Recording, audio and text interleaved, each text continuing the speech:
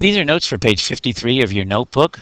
Heading should be Pythagorean Theorem. Now you may want to stop the video now and then to make sure that you get it all in if it goes too quickly for you. First thing you want to do is cut these 3 squares out of your homework and glue them onto page 53 like this. We're going to put the smallest square here right up against the red line. We're going to put the next one down here, right there, and we're going to put the third one right there.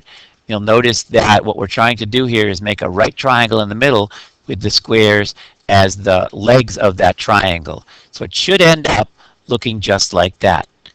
Okay, we're also going to want to label them. The longest side, the one opposite what will probably be the right angle, assuming we've done it right, it's always going to be labeled C. The next longest side is usually going to be labeled B, and the smallest side is usually going to be labeled A, although those labels aren't as important as getting that C right. You always want the longest side to be C. All right? The Pythagorean theorem says in part that if the sum of the squares of the 2 shorter sides of a triangle equals the square of the longest side, then it is a right triangle. What that means, in other words, is that if a squared plus b squared equals c squared, then it is a right triangle.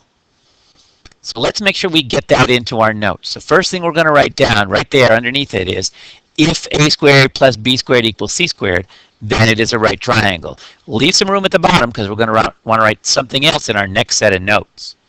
All right. What does that mean? Well, it means that if we have a triangle and we know all of the lengths of all of the sides, we can determine whether or not it is a right triangle, meaning that it has a right angle as the largest angle. Okay? Before we get there, I just wanted to show you a really quick proof of why this is true. I have here a big square and I have 4 right triangles in the middle. The little side, of course, is A. The next one is B. So this white square here is A squared. This white square here is B squared. I'm just going to move these triangles around a little bit.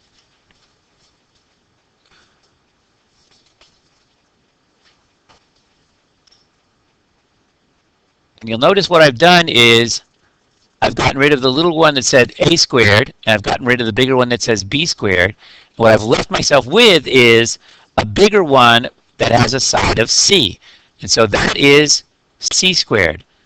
And you'll notice the white space, okay, sort of changed around its shape, but it didn't change up how much white space there was. In other words, okay, a squared plus b squared is going to be equal to c squared, because these are all right triangles. Okay? How do we use it?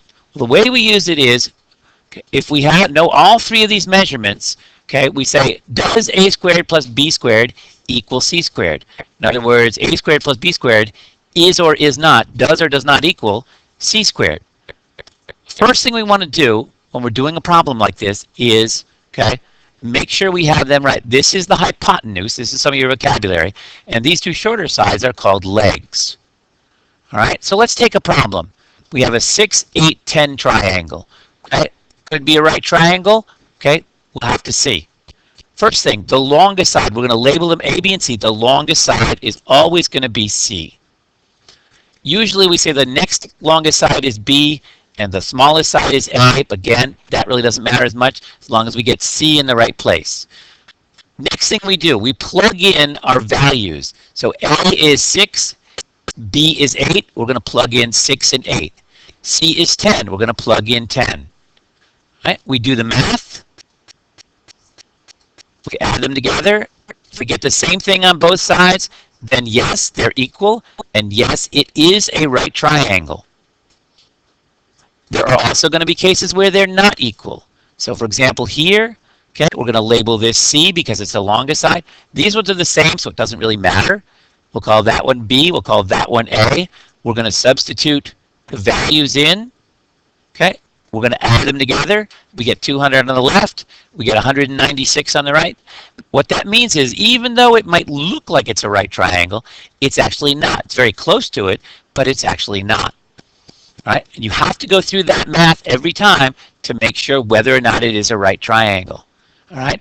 These can get very complicated. So for example, with this one, where we have decimals, okay, you're going to have to use your calculator very careful and make sure you write down all of the numbers so that when you add them together, you know whether or not you have a right triangle.